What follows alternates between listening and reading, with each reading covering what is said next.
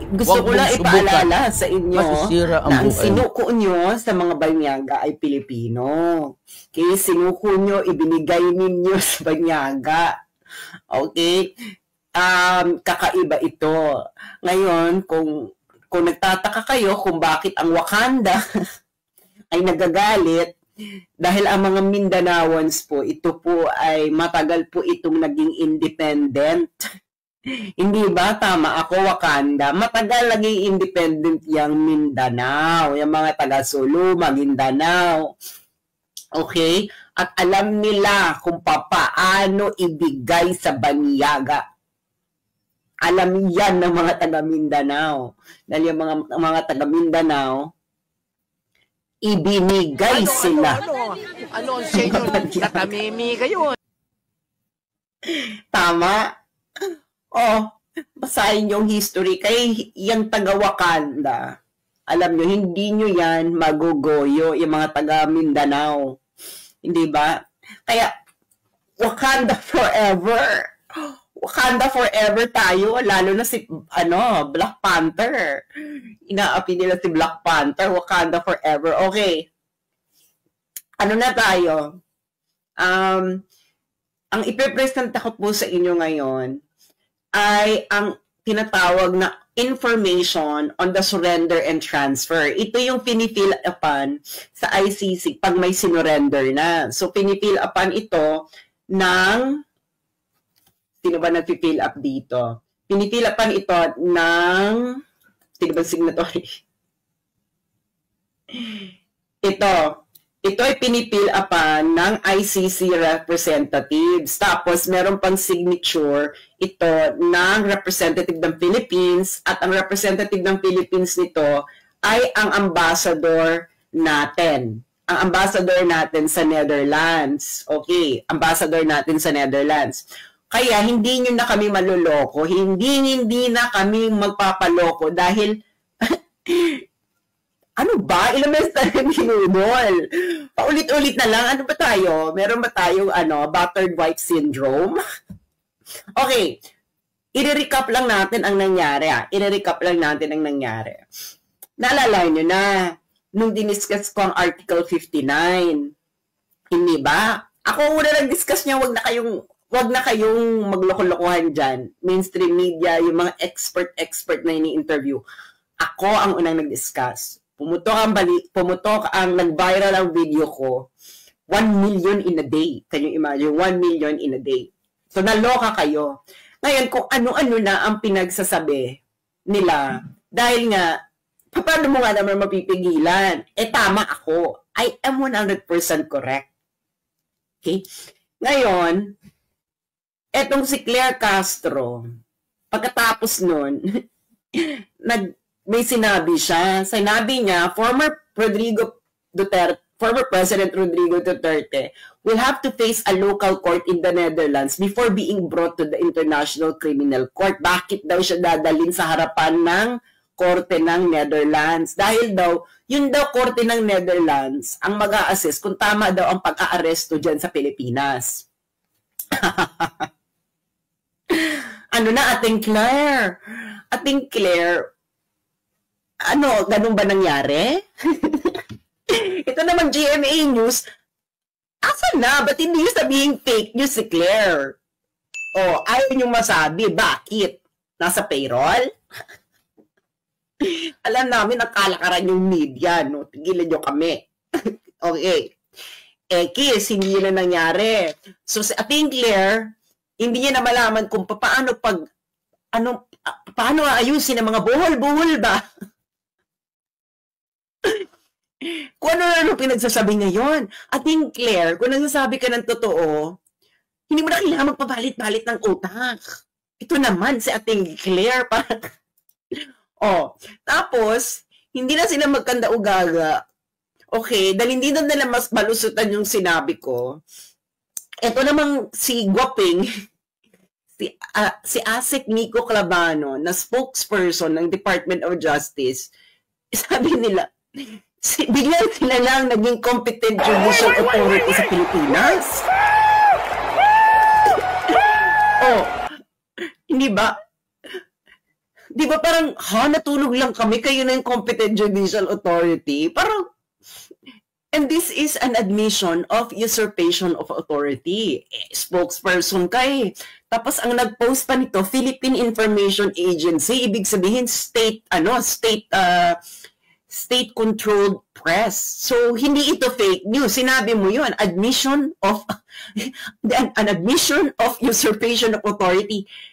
So in normal situations, usurpation of authority ito. Dapat magagalit dito ang korte, no? This is a violation of the Constitution.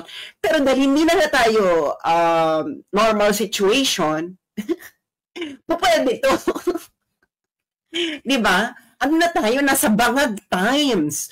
So, pag sa non-bangag times, sa sober times, kakaiba to, manulok ang mga tao, magagalit ang korte, hindi ba? Pero dahil nga nasa bangag times tayo, parang okay lang ito, hindi ba?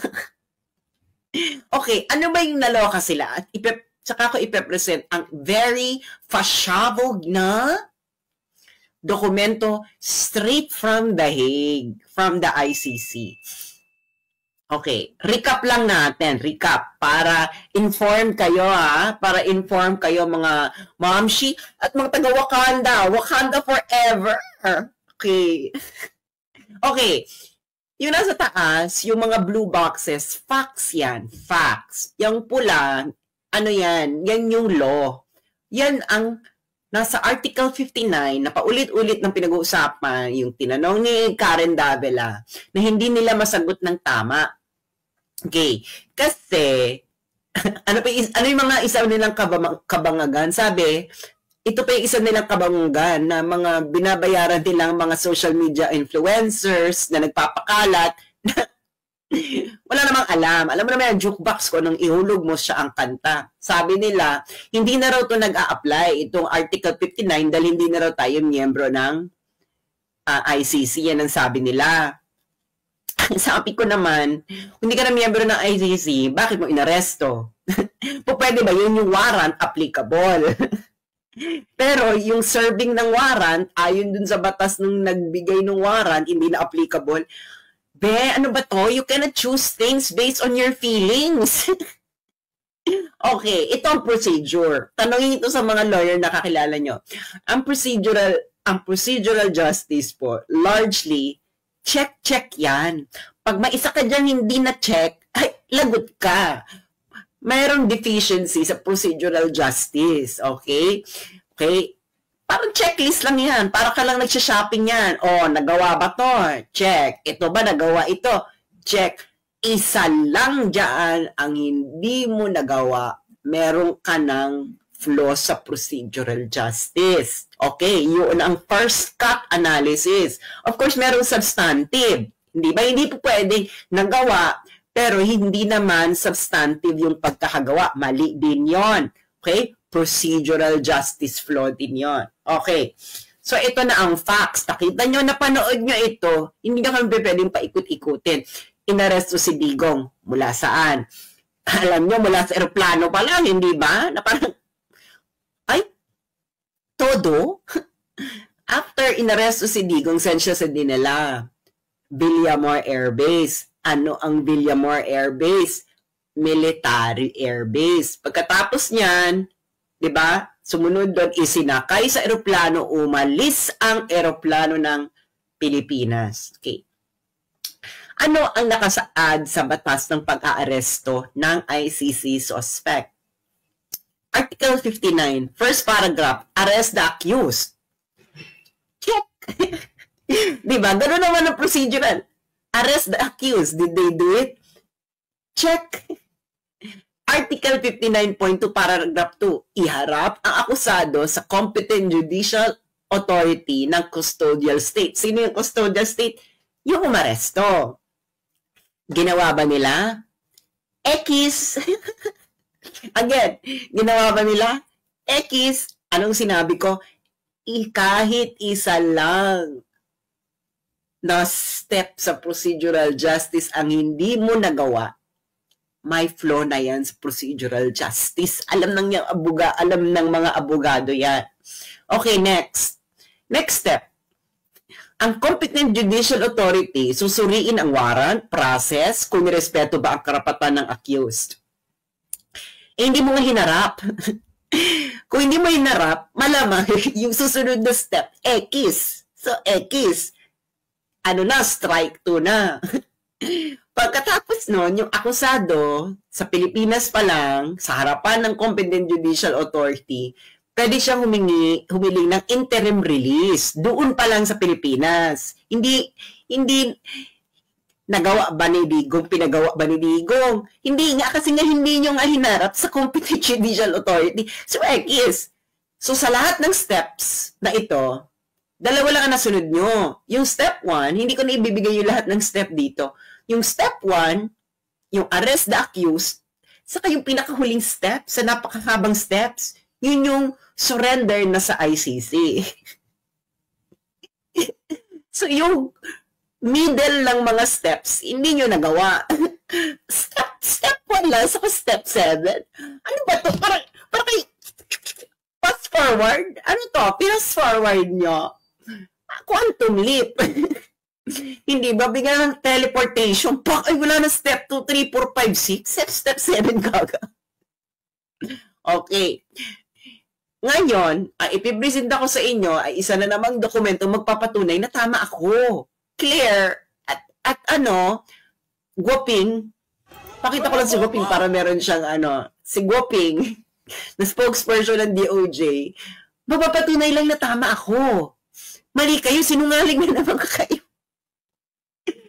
Kayo naman sinungaling. Ito naman media, nagmamaang-maangan pa kung sino-sinungaling. Huwag na kayong bang maangat. Alam na ng mga tao, mga ang number of views ko, alam nyo, ang reach ko na mainstream media, hindi nyo na ito mapagtatakpan. Dahil gusto ko lang ipaalala sa mainstream media, as of this moment, alam nyo kung ilan na ang reach ko, mainstream media. 141,230,987. So kahit gaano pagtatakip nyo dyan, nakita na ito ng 140 million. Dahil yan ang reach ko na as of this moment. Ngayon pa lang itong buwan na ito. At ang most ng reach na yan in this week alone. Okay. Now, eto na. Kaya i-share nyo na to. Share. Dahil lalabas na natin ang dokumento. Ang dokumentong ito ay ating nakalap sa kinauukulan. Okay. Ano ang dokumento na to? Okay. Yung mga pulis na nakikinig sa akin, kung na kayo magmaang-maangan. Okay. Ano to? Ano itong papakita ko? Ang papakita ko sa inyo, palalakihin natin. Okay? Ang information on the surrender and transfer. Familiar dito ang mga pulis. Okay? May mga booking to parang booking. Alam niyo na booking, yung mga kayong maging kaligatan, di ba? Booking and arrest form, parang ganyan yan, di ba? Okay, eto na, straight from the International Criminal Court. Okay. Ngayon, so makikita mo na case number, ICC 0121 situation in the Republic of the Philippines. Warrant of arrest. So ayan yung warrant of arrest. Name of the arrested person, Mr. Rodrigo Roa Duterte. Kinonfirm ni Digong nung na-arrest. So saan nangyari itong, saan siya na-booking? Sa Rotterdam, sa Netherlands. Ang Rotterdam po, katabi lang po itong city ng The Hague. Okay. So, ang ICC representatives na nandoon, na pinipirmahan ito, ay ang head of the Judicial Cooperation Unit, Judicial Cooperation Support Section. Okay. Now, sino ang representative ng Pilipinas nang ito ay fill-upan? Ang ambassador ng Pilipinas sa Netherlands na si Ambassador Marcos Lakinalaw ba to? Lakinalaw. Ayan. Okay, ang sabi dito, ito ay to be completed prior to the surrender. Ibig sabihin, bago to dalhin mismo sa detention facility ng ICC, pipil upan ito. Okay, ano ang mga check ba? Check. I-check, lalagyan ng check dito. Okay. Okay. Eto. Kasi importante ito. Okay? Okay. First, na dapat ma-answer ng yes or no. O, Quadcom. May di kayo sa yes or no, di ba? Assistance of the interpreter during the surrender procedure. Yes or no? Not applicable. Kasi marunong naman mag-English si Digong. So, not applicable. Okay. So, hindi kailangan bigyan ng interpreter. Okay. Eto na.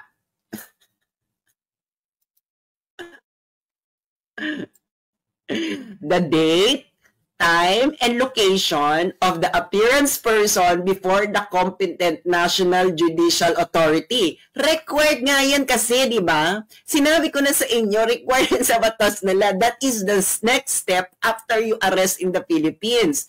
Next step yan ni Torres. Dapat dadalhin niya sa competent national judicial authority. Ano ang sinagot dito ng ICC?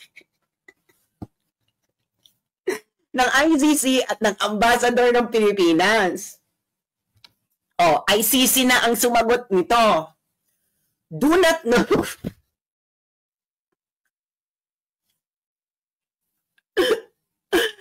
Ano mga pulis, mga sundalo? Oh, loyal pa ba kayo sa Constitution? Sana loyal talaga kayo sa Constitution.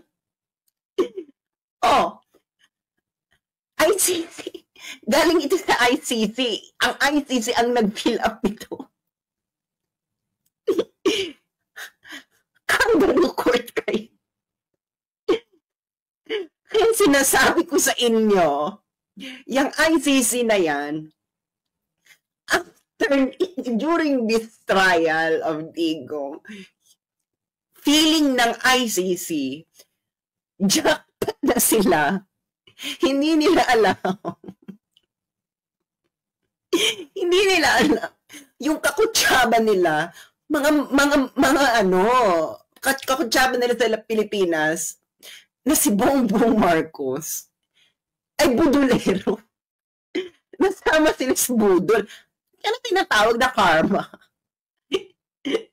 Nagmamadali kasi kayo ICC na magkaroon ng trial kasi sinabun kayo noong December ng Assembly of States. Ang Assembly of States po, ito yung mga member states ng ICC.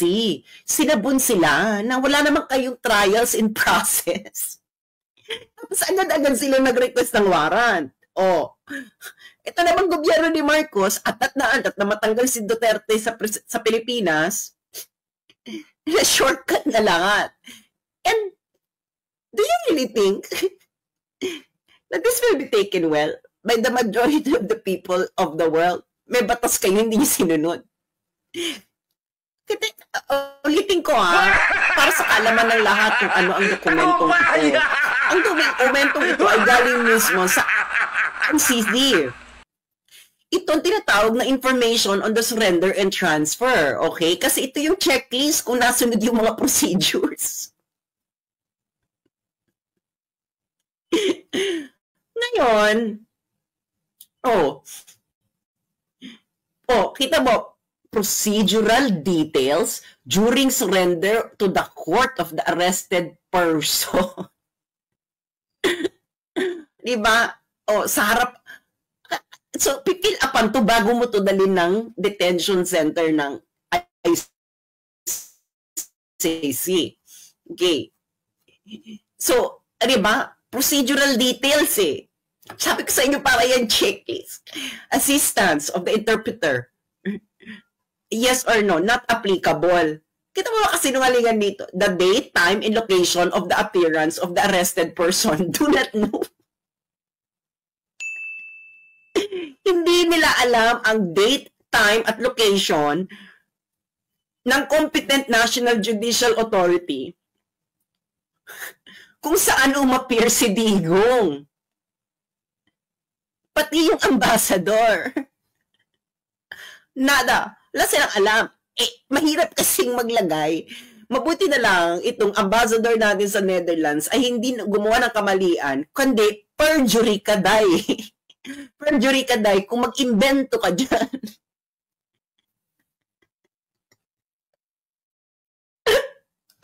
Do not know. Hindi namin alam kung nasaan. Asan ba yung competent judicial authority? Sandali lang ha. Do not know. Hindi sana, kinonsult yung si Miko Clavano dahil sila naman daw ang competent judicial authority. Dapat sinabi ni Miko Clavano sa ambassador, spokesperson ng DOJ, na sila yung competent judicial authority. Pero mahilat nga kasing magsinungaling. Perjury ka kasi. Pero ito sinabi ni Clavano, that's already an admission of usurpation of authority. Hindi ba? Pero, tagalin ka muna natin, Gwaping, ha? Pero ito, sa ICC document, the date, time, and location of the appearance of the arrested person before the competent National Judicial Authority do not know.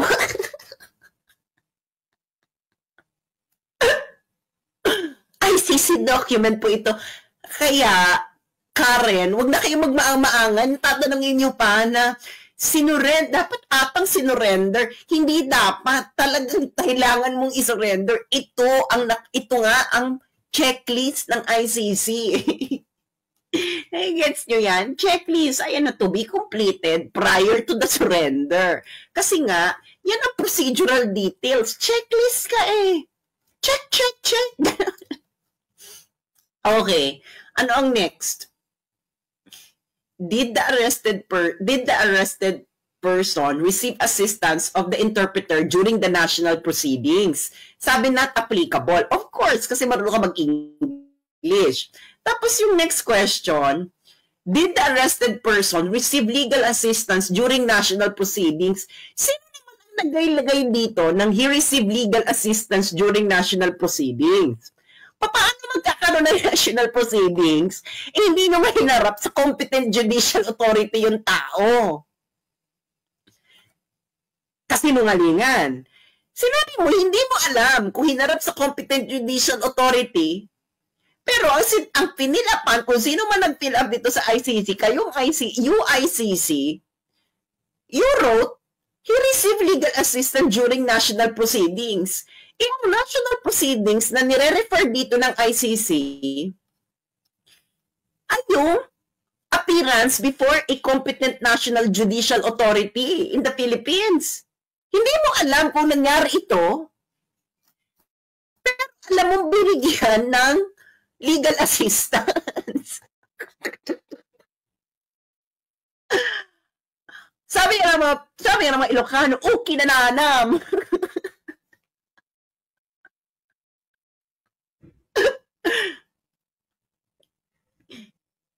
Pwede ba yun? Binigyan ng legal assistance sa national proceedings, pero hindi mo alam kung kailan, hindi mo alam kung hinarap pa sa National Competent Judicial Authority. Napakasinungaling din na nag-fill up na ito na do not know.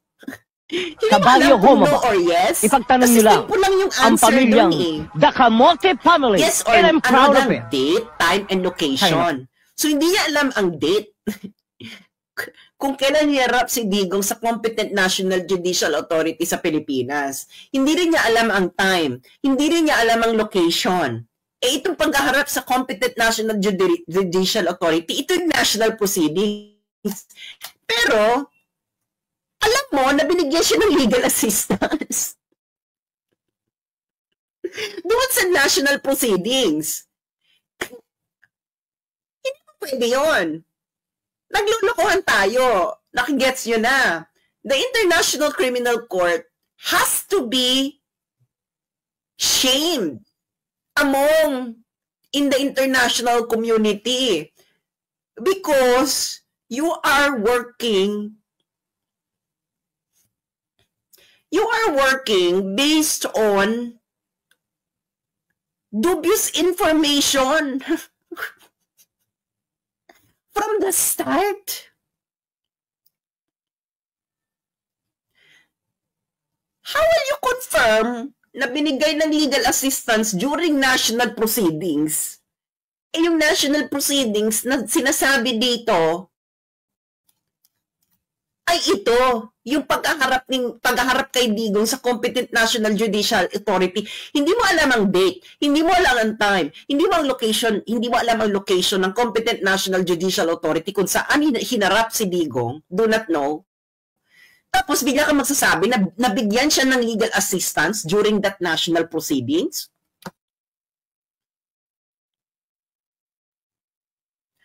Hala, uy, goy. Hala, uy, doy. Uki na nanam. Ang Ilocano, ito ang tinatawag na uki na nanam. Puksaan tayo nito. Okay? Tama ako, mga friends? Napakasimple, di ba? Hindi.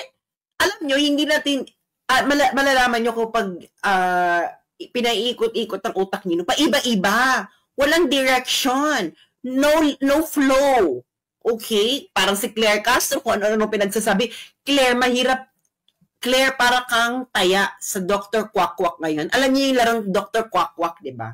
Kung mga elitista kayo, malamang hindi nyo alam. Yung taya, di ba? Ang gagawin niya, iaantanggal niya yung buhol. Alala niyo yun, yung mga hindi taya, ang gagawin nila, isusuot-suot nila yung mga sarili nila, kung saan butas, ganyan. Tapos yung taya, ang gagawin niya, i-fix niya yung pagkakabulbol. Itong si Claire, para siyang taya, yung taya sa Dr. Quack-Quack. Ina-attempt ni Claire na i-fix ang pagkabuhol-buhol ng lahat. Pero remember, Claire Castro, alam to namin, dahil naglaro kami ng Dr. Quack-Quack nung kabataan namin, pag nagkamali ang taya sa Dr. Quack-Quack, sa pag-ayos ng buhol, may napipilayan. Kaya napaka-dangerous na laro yan, Dr. Quack-Quack, di ba? Nung kabataan natin. Naalala nyo yan? Di ba? Oh, ayun, thank you sa aking mga Ilocanong viewers. Ano to? Nalpasin apo, uki na nana.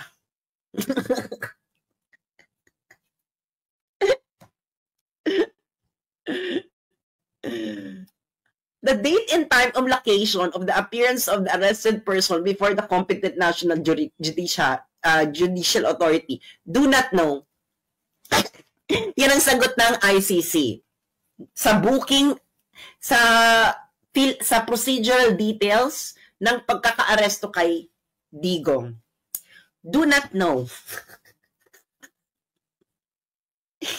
Hindi alam. Pero alam na may legal assistance. So, ano yung national proceedings? Inaresto mo lang. Doon ka lang nagtapos. Pero, hindi mo ginawa ito. Itong pinaka-importante. Bakit yan ang pinaka-importante?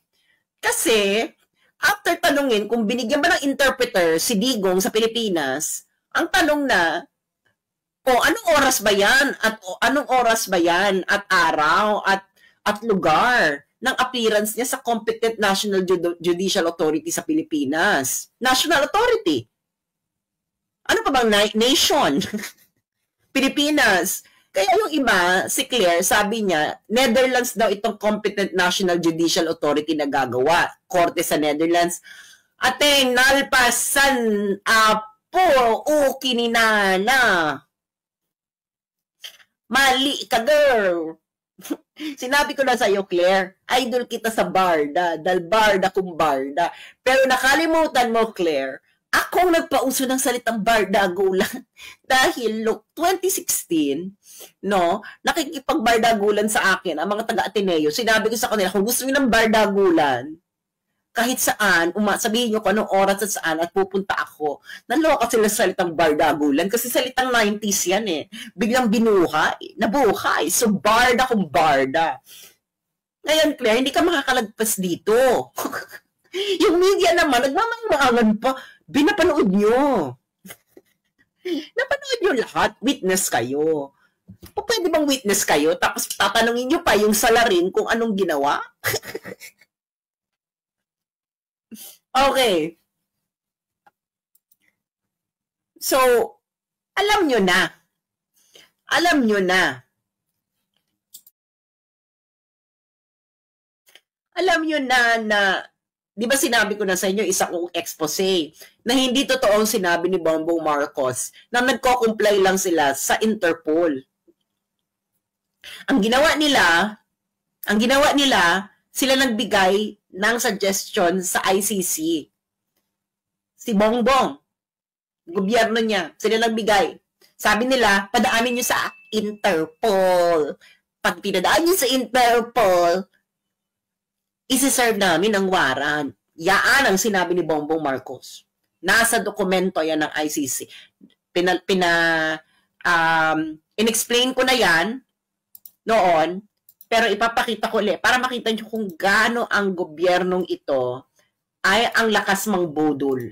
Hindi lamang budol, hindi na to budol eh. Ano na talaga to? Amats? Amats na walang humpay. Hindi ba? I-close natin itong pag-uusap na to, na iisa-isahin natin itong mga lalaking walang yagballs. Bakit kamo? Wala silang yagballs? Diyos mio. Yung mga pinaggagawa ninyo, mga pinagsasabi ninyo noon, nagkaiba-iba na. Dahil sa kaiba-iba ng pagkakasabi-sabi ninyo, nalpasan apo kinanana. Diba? O, ito yung paragraph 112. Mula rin to sa dokumento sa ICC. Yung nag-request ng urgent warrant, ang prosecutor ng ICC sa ICC court. Kailan nila to ginawa? February 10. February 10, 5 araw pagkatapos ma-impeach si Sara. So, talagang sinunod-sunod nyo talaga. Diba? Sila nagbigay ng suggestion. Noong January 2025, nagsuggest sila sa ICC na i-execute nila ang ICC arrest warrant kung i-request ito ng ICC through Interpol. Kaya kayo nagbigay ng suggestion, hindi kayo nag-comply bongbong. Sinuggest nyo na sa Interpol padaanin kuning-kuning para pagdating sa in public, masasabi nyo na, ay, hindi namin sinunod ang ICC, ang sinunod namin Interpol. Ulul. Nalpasan apo o kininana. Yawa kalay.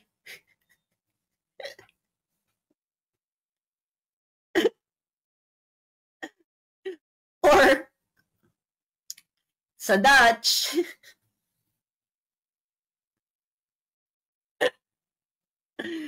my Lord Almighty, hotwordoma. Kung sa Dutch ito, pag nakita to ng mga Dutch, hotwordoma. Lord Almighty, ano to? Okay. So, nakita nyo na. So, tama tayo, hindi ba? Tama ako. Kaya kayo ay nangangatog-natog na. Sa sobrang tama ko, kayo, yung tama ninyo nahulasan. Yung OSG, ayaw kayo i-represent sa ginawa ninyo. Sabi ng parang kulang na lang gustong sabihin ng OSG na, bangag ba kayo? Sinabi na natin walang jurisdiction, tapos isusurrender. Hindi pa pwede yun.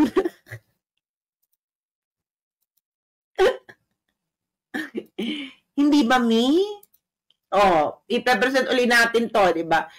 Galing to ICC, the date, time, and location of the appearance of the arrested person before the competent National Judicial Authority. Do not know. Pwede pala yun. Pwede pala yun. Ikukulong mo yung tao, hindi mo alam kung nasunod yung proseso. Wala na, ikulong mo na. Ay, nako. Makakapag-fundraising patuloy si Digong. Para sa kampanya ni Sara na 2028. Diyos mio, may compensation ito.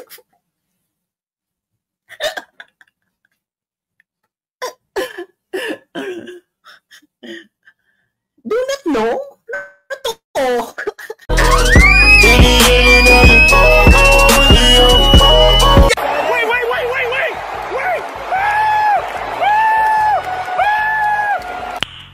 Nice. Stop! Stop!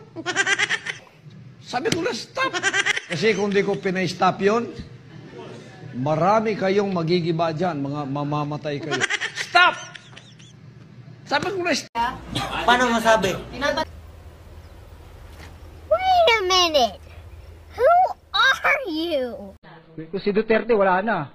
Finish na. Siguro, umiral siguro yung kadimonyo ng aking kamay. Gumay. Yeah, boy. Oh my God! Wow! Bro, what are you talking about, man? Magbabago rin po ako, kaya lang hindi po siya ngayon. Kailan? Baka bukas, siya makalawa. Ano ang sa inyo? Natamimi kayo. What's the matter? Your road, you know. What? Your road. Your road. Your road. Katanungan nyo, noong comment na po ako dyan. Hindi pa ba sapat yung narinig nyo? Ulit-ulitin ko pa. Ulit ko. Hindi ako pumunta rito para makapag-away. Kapag nakaupo ka sa bisikleta, naniniwala po ako na nababawasan po ang virginity ng isang tao. What? Minute. Wait a minute. Look.